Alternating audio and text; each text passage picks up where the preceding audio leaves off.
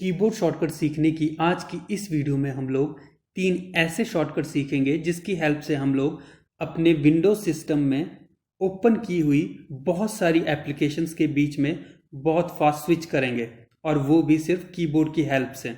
इन सभी keyboard shortcut की help से हम लोग अपने सिस्टम में बहुत सारी ओपन एप्लीकेशंस के बीच में से जिस भी एप्लीकेशन को ओपन करना चाहते हैं उस एप्लीकेशन को हम बहुत इजीली और बहुत फास्ट ओपन कर सकते हैं। तो चलिए दोस्तों, अब सीखना शुरू करते हैं।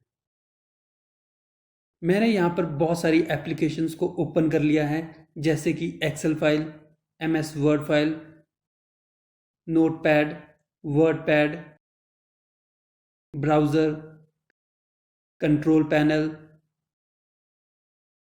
कैलेंडर और साथ ही कुछ फोल्डर्स भी ओपन कर लिए हैं, जैसे कि म्यूज़िक, पिक्चर्स एंड मिक्स। अब मैं इन सब एप्लीकेशंस में से किसी एक एप्लीकेशन को ओपन करना चाहता हूं, जिसका एक तरीका तो ये है कि मैं माउस की हेल्प से पॉइंटर को उस एप्लीकेशन पे ले जाऊं जिस एप्लीकेशन को मैं ओपन करना चाहता हूं और वहां पर जाकर सिंपली एक क्लिक कर दूं, जिससे कि वो एप्लीकेशन ओपन हो जाएगी। लेकिन आज की इस वीडियो में हम ये काम सिर्फ कीबोर्ड की हेल्प से करेंगे।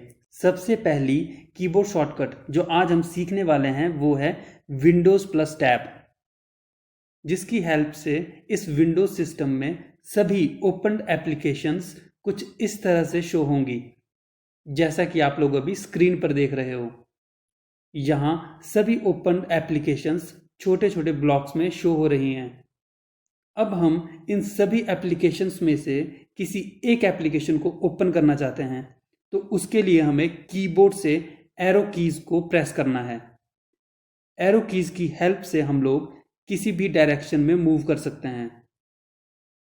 फॉरवर्ड एरो की को यूज करके आगे की तरफ मूव कर सकते हैं, डाउन एरो की को यूज करके नीचे की तरफ मूव कर सकते हैं, बैकवर्ड एरो की को यूज करके पीछे की तरफ मूव कर सकते हैं, यानी कि बैकवर्ड डायरेक्शन में, और अप एरो की को यूज करके ऊपर की तरफ मूव कर सकते हैं। फिर जिस भी एप्लीकेशन को हम ओपन करना चाहते हैं उस एप्लीकेशन पे जाके एंटर की को प्रेस करना है, जिससे कि वो एप्लीकेशन ओपन हो जाएगी। मैंने फिर से विंडोज और टैब की को एक साथ प्रेस कर लिया है। अब मैं यहाँ पर कैलेंडर को ओपन करना चाहता हूँ, तो मैं एरो कीज की हेल्प से पहले कैलेंडर को सिलेक्ट करूंगा और फिर सिलेक्ट करने के बाद यहाँ पर एंटर की को प्रेस कर दूंगा, जिससे कि स्क्रीन पर कैलेंडर ओपन हो जाएगा। अब सेम इसी तरह से विंडोज और टैब की को एक साथ प्रेस करने के बाद एरो कीज की हेल्प से किसी भी डायरेक्शन में मूव कर सकते हैं और फिर एंटर की को प्रेस करके सिलेक्ट की हुई एप्लीकेशन को ओपन कर सकते हैं।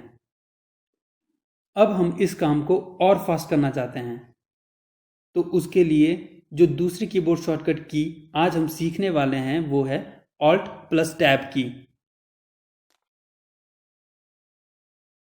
हमें कीबोर्ड से ऑल्ट की को प्रेस करना है और फिर टैब की को प्रेस करना है। अब ऑल्ट की को प्रेस करके रखना है और फिर टैब की को एक बार प्रेस करना है, फिर छोड़ देना है, फिर प्रेस करना है, फिर छोड़ देना है। यहाँ पर आप लोग नोटिस करोगे कि ऑल्ट की को प्रेस करके रखने के बाद आप जितनी बार टैब की को प्रेस करोगे वैसे ही आप आगे की तरफ एक एक करके एक एप्लीकेशन से दूसरी एप्लीकेशन में मूव करते जाओगे। अब जिस भी एप्लीकेशन को हम ओपन करना चाहते हैं उस एप्लीकेशन को सिलेक्ट करने के बाद हमें टैब की को भी छोड़ देना है और ऑल्ट की को भी, जिससे कि हमारी वो एप्लीकेशन स्क्रीन पर ओपन हो जाएगी। अब सेम इसी तरह से ऑल्ट की को प्रेस करने के बाद टैब की को प्रेस करना है, फिर छोड़ देना है, फिर प्रेस करना है और फिर छोड़ देना है, जिससे कि सभी एप्लीकेशंस एक एक करके आगे की तरफ सिलेक्ट होती जाएंगी और जिस भी एप्लीकेशन को हम ओपन करना चाहते हैं उस एप्लीकेशन को सिलेक्ट करने के बाद टैब की को भी छोड़ देना है और ऑल्ट की को भी, जिससे कि वो एप्लीकेशन ओपन हो जाएगी।